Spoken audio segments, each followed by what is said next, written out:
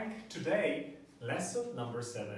As always, I have 3 very useful expressions for you today, on top of the conversation that you will find on the platform leventenglish.com. So, let's get down to business. The first expression that I have for you is to make arrangements. To make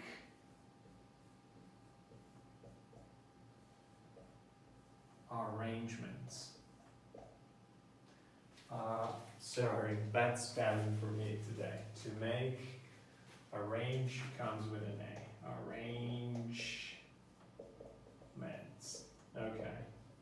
So to make arrangements, it's a very, very important expression because if you have a job and you have a job in English, then you are going to be making arrangements. Making arrangements means to agree with someone to do something at a specific time in a specific place, okay? So, we know that to be professional means to deliver, to be precise, to be punctual, to get things done. And in order to get things done, you probably will need the help of someone. With that someone, you want to be arrangements, okay? To agree on something to do at a set date and a set place. I have prepared a couple of examples for this expression. The first one is actually something that can come handy to some of you, I know. And it goes like, I'll make arrangements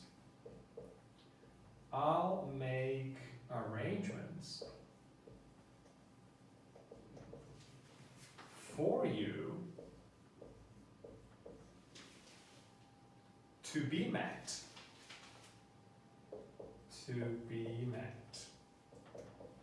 At the airport. What does it mean? I'll make arrangements for you to be met at the airport means that I will make sure that someone is going to be there to pick you up, to meet you at the airport. So I will make arrangement with this person. I'm going to call this person, I'm going to tell this person exactly where and when to be found, okay? So that you don't get into trouble, okay? Being professional means to make sure that every arrangement you make is punctual, is effective, and delivers, okay? Another example.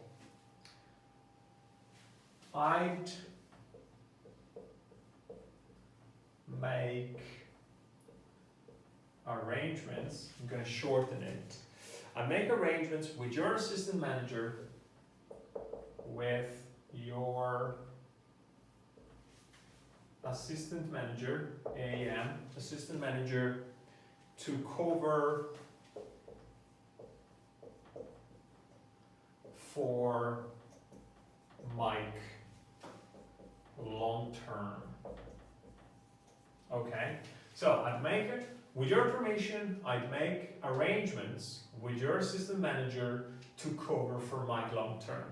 It means that I'm going to call your assistant manager and with him make a plan so that we can cover for Mike. We can find a substitute for Mike long term. Long term is not one day, not 1 week, but maybe 6 months. Long term, okay? In the long distance, far ahead in the future, okay? Make arrangements means, trust me, I'm going to take care of this, okay? That's why it's so important to know this expression in the business. Because in the business, people like to be surrounded by people that take care of things, okay? So they can focus on their core business, okay? I have another example here. I have made arrangements.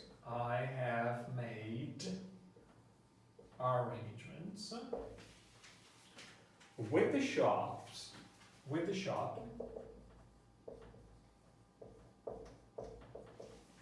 for the goods to be delivered to the office. Okay? I've made arrangements with the shop for the goods to be delivered to the office.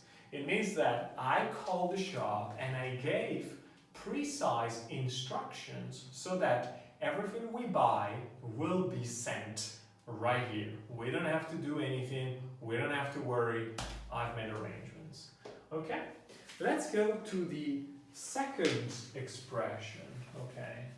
Once again, quite common in the office because of the dynamics that go on in an office on a regular basis. The expression is to be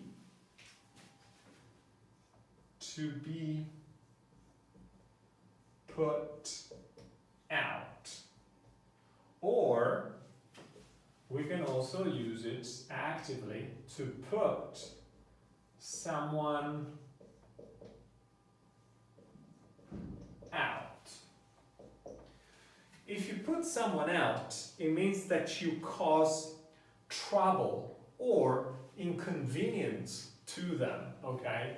We know how stressful it can be to work in an office or in a big company or a small company on a daily basis. There are a lot of things to do, not much time, there are frequent interruptions, and people can be put out. People can be inconvenienced, troubled, bothered, okay, disturbed in some sense. This is not, of course, a nice thing, but still can happen. I prepared a couple of examples for you. The first one is my favorite. I hope it won't put you out. I hope it won't put you out too much. I hope it won't put you out too much if we stay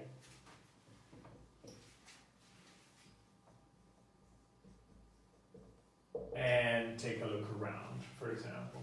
I hope it won't put you out too much if, actually, you can continue the way you perform. This is a very nice way to sort of apologize in advance for a request you're going to make. Remember that when you speak English, the culture connected to the language requires you to be very polite, okay? So, all the expressions that go in the direction of being kind to someone, of being very thoughtful, of being very considerate of other people's needs is what you need to be good at speaking business English. I hope it won't put you out too much. It means I hope that it won't disturb you that, and you can add whatever you want to say. For example, I hope it won't put you out too much that I won't be able to make the payments today.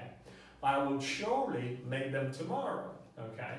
This is a nice way to make sure that the other person understands that you have feelings, you understand their situation, and you feel sorry for causing trouble. It's very, very important.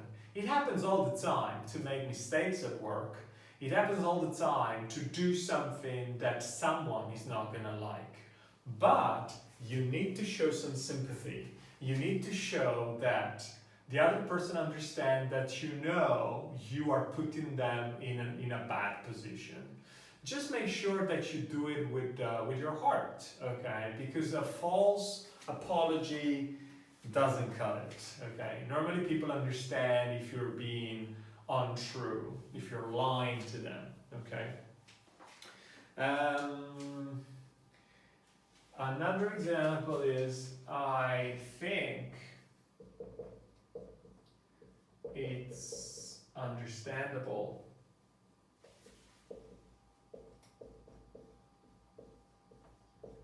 if he was put out.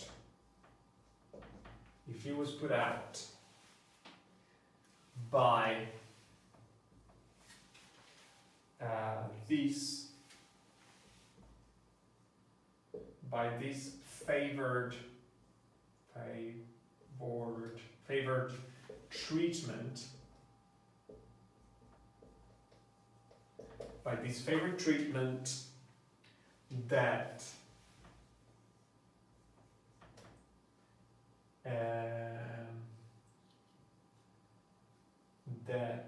Tom got. So, I think it's understandable if he was put out, if he was irritated, if he was bothered, if he wasn't happy by this favored treatment that Tom got. So Tom was treated differently in a better way than he was, and so it's understandable that now he's put out.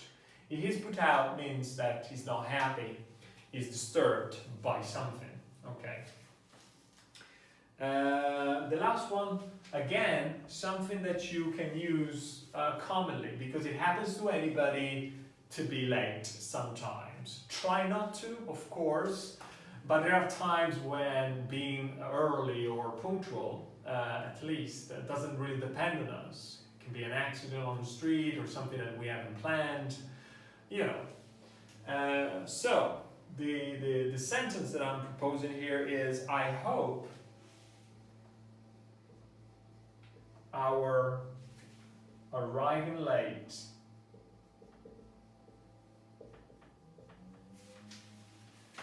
didn't put them out. Didn't put them out. So I hope that us being late didn't put them out or didn't put you out. You can also use it as a direct apology to someone for being late. You can say, I'm sorry, I'm late, but if you want to take your English to the next level, which is the purpose of this course, what you want to say is, I hope our or my arriving late didn't put you out, didn't create any inconvenience to you, because we know that in business, time is money. And it's not just an expression, you know. Time is money, and there are consequences for being late. Sometimes they're big, sometimes they're tiny, but it's always a waste, okay? And nobody likes a waste. Let's go to the third expression, which is actually a multiple expression.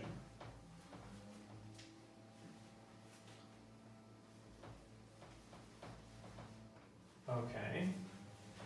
The expression is connected to telephone English again. You know that in this course of Slang, there are many expressions that are specific to phone calls and meetings, okay?